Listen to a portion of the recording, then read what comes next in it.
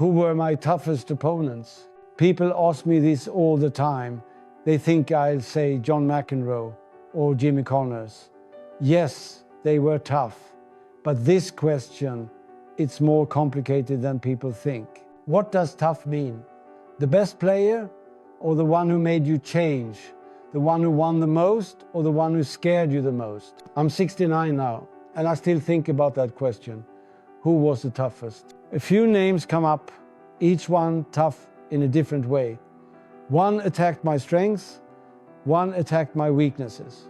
One was like me, one was like no one else. One showed me the future, not the ranking.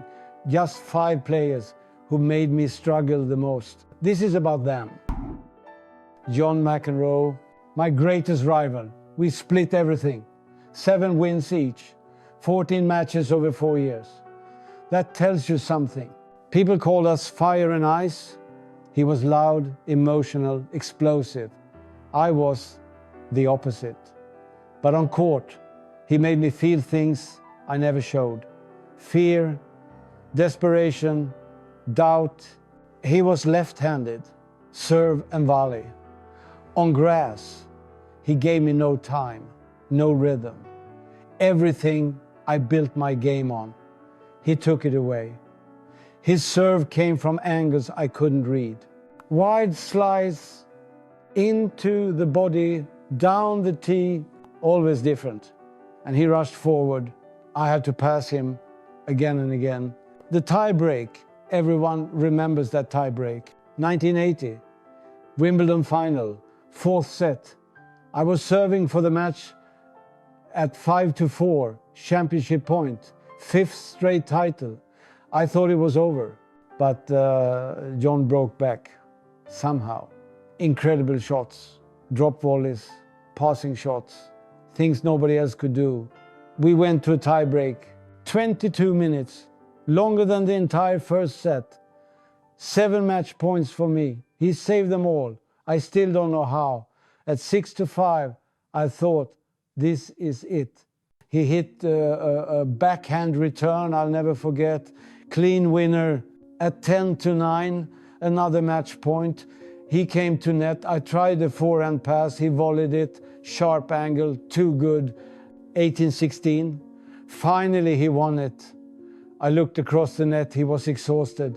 I don't know what I was, empty. Everyone thought I would collapse in the 5th set. But something happened.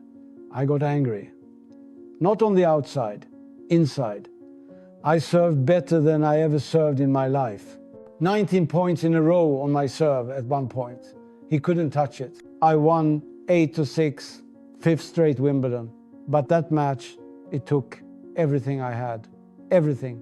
1 year later, we met again in the Wimbledon final. This time, John won 4 sets. My streak of 41 matches at Wimbledon over. What shocked me was I wasn't even upset. That scared me more than losing. That was not me. I hate to lose, always. But after that match, I felt nothing. 2 months later, US Open final, John again. He won in 4 sets. I walked off the court, straight past the ceremony, straight to the airport. I couldn't stay. Something broke inside me that day, but I didn't understand it yet. Later, we became friends, real friends. 2006, I thought about selling my Wimbledon trophies. Stupid idea. Desperate times. John called me from New York. "What the hell are you doing?" he said. He talked me out of it. We needed each other.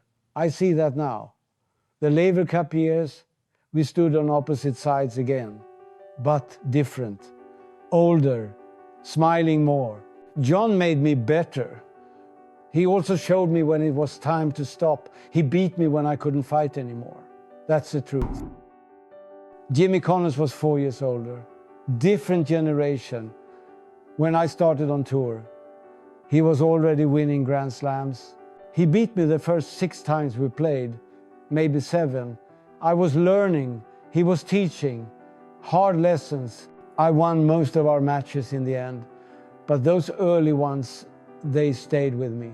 Jimmy had one weakness. He could never say his opponent played well. Never. If you beat him, it was because he played badly, not because you were good that day. This made it more satisfying to beat him, but also harder, because he never gave you credit. He made you earn everything twice. 1978, US Open. I came in with a 43-match winning streak, feeling invincible. The final was on hard court. Jimmy's surface, his tournament. He destroyed me. Straight sets. The streak was over. I had a blister on my thumb, bad one. They gave me injections before the match, but that's not why I lost. I lost because hard court was his home. His speed, his returns, his flat ground strokes, everything worked there. I never felt comfortable on hard courts, not like Paris or Wimbledon. I learned something important. You can't win everywhere. I accepted that. Paris was mine, Wimbledon became mine, New York, that was his. But Wimbledon, on grass, different story. 1977 final, 5 sets, he pushed me to the limit, had me in the 4th set. But on grass, I could use my game. Heavy topspin, high bounce, patience. He got frustrated, I won. Next year, same final, I beat him in straight sets, easier, but never easy with Jimmy. He threw everything at me every time, his fighting spirit. I respected that, but I never told him, and he never told me I played well. That was our rivalry. 1981, Wimbledon semi-final, my last great win there. I was down 2 sets to Jimmy, 2 sets. Most players would finish you off, not give you a chance, but I came back, won in 5 sets. The semi-final before I lost to John in the final. My last Wimbledon final against Jimmy. That comeback meant something, because I knew he wouldn't let me back in the match. I had to take it, fight for it. He showed me that. Fight until the end, never assume anything. We're friendly now, not close like with John, but respect. Jimmy called me about the trophies too. Don't do it, he said. Simple, direct, that's Jimmy. He made me tougher, mentally tougher. You had to be strong to beat Connors, strong in the head, because he never stopped believing he could beat you. Never. Guillermo Vilas, Argentina, clay court specialist. I beat him most times, but on clay, every match was a war. People called him the second best clay court player of the 70s. That's true. But being second to me, that doesn't mean easy. It means he pushed me harder than anyone on that surface. Two-handed backhand, heavy topspin, long rallies. When I played Vilas, I couldn't out-rally him. I had to outlast him. Sometimes matches took 4 hours. Not because of great shot making, because neither of us missed rally after rally after rally. 30 shots, 40 shots, waiting for the other guy to blink first. It was usually him. But not always. His fitness was incredible. Mine too. But Guillermo, he was built the same way, same style. That was the problem. 1978, French Open final. I won without dropping a set. Sounds easy, it wasn't. Every game was work. Every point I had to earn. The score doesn't show how hard he made me fight. 1977, I skipped the French Open. I went to play World Team Tennis in America instead for money. Looking back, stupid decision. Guillermo won that year in Paris. I joke with him now, I'll let you win that year. He laughs, but we both know the truth. He deserved it. He was playing beautiful tennis that year, 53-match winning streak on clay. Nobody did that, only him. When you play someone with your own style, you see your weaknesses. Guillermo showed me I wasn't the only one who could grind. I wasn't the only one with patience. I had to be better, more patient, more consistent, more. Last year, I went to see him. He has Alzheimer's now. Difficult to see. This strong man, this warrior, struggling to remember. But when I walked in, something in his eyes, recognition, maybe, I don't know. I held his hand. I didn't say much. What can you say? We were warriors together on the clay courts of Paris, Rome, Monte Carlo, long battles under the sun. Nobody else knows what that feels like, only us. Guillermo showed me that winning isn't enough. You have to respect the fight, the work, the suffering. He gave me that. Every time we played, I'm grateful for that. For him, Ilie Nastase, Romania, the generation before mine. Early in my career, he beat me badly. Nastase was different. Touch, feel, creativity, drop shots, angles, spins I'd never seen, no pattern, no routine. Every point was something new. Routine, rhythm, consistency. That's how I won. But Nastase was an artist. He painted. That confused me. 1975, Masters final in Stockholm, my home. He crushed me. 6-2, 6-2, 6-1. One of my worst defeats ever. I was 20 years old. I thought I knew everything. That match, I knew nothing. He made me look slow, predictable. He'd hit a drop shot when I expected a drive.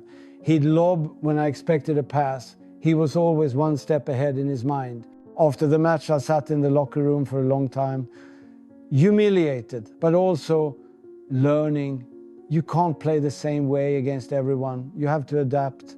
Next year, Wimbledon final, my first Wimbledon title. I beat Nastase without dropping a set, but I remember it was 35 degrees the whole tournament, hot. The grass was dry, hard, fast, helped my game, higher bounce. People said I was lucky with the weather. Maybe they were right. But I had learned from that Masters final. I knew his tricks now. I was ready. Nastase tried everything.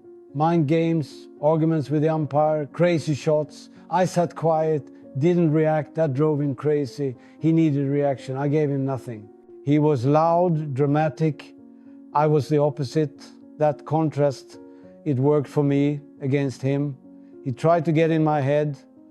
Sometimes it worked, but not that day at Wimbledon. I learned something important from Nastase. Talent isn't enough. You need discipline. He had more talent than me, more creativity. But I had discipline, routine, mental strength. On his best days, he could beat anyone. Spectacular tennis, but he couldn't do it every day. I could. That was the difference. He showed me that being boring wins matches. Consistency beats creativity. Not always, but most of the time, I needed that lesson early. Before I faced John and Jimmy. Before everything got harder. Ivan Lendl, Czechoslovakia, younger generation. I was still winning against him. But it was getting harder. He represented something I didn't want to see. The future, bigger serve, bigger forehand, more power everywhere. The game was changing. I felt it. 1981, French Open final. The day after my 25th birthday. My last Grand Slam title. I didn't know it then. First set I dominated, 6-1, 30 minutes. I thought, this will be easy. He's nervous, first Slam final. But Ivan came back, won the second set. Then I won the third. Then he won the fourth. Back and forth. He wouldn't go away. Fifth set. Anyone can win. That's what Lennart, my coach, always said. It's true. I changed tactics. Usually on clay I play backhand to backhand, cross-court rallies, wait for the error, safe, consistent. But against Ivan, I played forehand to forehand, aggressive, more risk, because his forehand was a weapon. If I let him use it, he'd hurt me. So I attacked it first and it worked. I won 6-1 in the fifth, but I was exhausted. not just physically, mentally. After the match, Lennart said, "You can still win here." He meant Paris, Roland Garros, the clay. I thought, but what about everywhere else? Ivan was stronger than me, faster than me, hit harder than me, and he was younger, hungry. That match showed me something I didn't want to accept. The game was evolving, power tennis, bigger, faster, stronger. I was from a different time, the old game. A few months later, I lost to John at Wimbledon and the US Open. I retired, 26 years old. People ask why I quit so young. Many reasons. The pressure, the fame, the loneliness, all true. There was more. I saw Ivan that day in Paris. I saw the future, and I knew I didn't want to change. My game worked. It won 11 Grand Slams, but to compete with the new generation, I'd have to become someone else. I didn't want that. John made me quit in 1981. But Ivan, he's why I couldn't come back. When I tried in 1991, the game had moved on. Power tennis. I was from a different era. Ivan's lesson was the hardest. Everything ends, even when you're not ready. I watched him win 8 Grand Slams after I left. Good for him. He earned them. He was the future I couldn't be. 5 players, 5 different problems. John attacked my strengths, forced me to defend when I wanted to attack. Jimmy went after my weaknesses, put doubt in my mind when I wanted to believe. Guillermo matched my strengths. I had to work twice as hard for the same result. Nastase had no pattern. He made me think differently, adapt. Ivan showed me the future. He made me realize I belonged to the past. Each one took something from me, but they also gave something back. John gave me the greatest match of my life. Jimmy gave me mental toughness. Guillermo gave me respect for the battle. Nastase gave me discipline. Ivan gave me peace with my decision to leave. You don't know yourself until someone tests you, really tests you. These 5, they tested me in ways nobody else did. I wouldn't be Bjorn Borg without them. People ask me, who was the toughest? I tell them all of them. That's why I remember them. At Wimbledon, there's a quote above the entrance to center court, Rudyard Kipling. If you can meet with triumph and disaster and treat those 2 imposters just the same. I tried to live by that. On court, at least. No emotion. Win or lose, same face. But inside, these 5 men taught me what those words really meant. Triumph feels empty without a worthy opponent. Disaster teaches you more than victory ever will. I learned both from them. That's the gift of a great rival. They make you better, even when they beat you, especially when they beat you.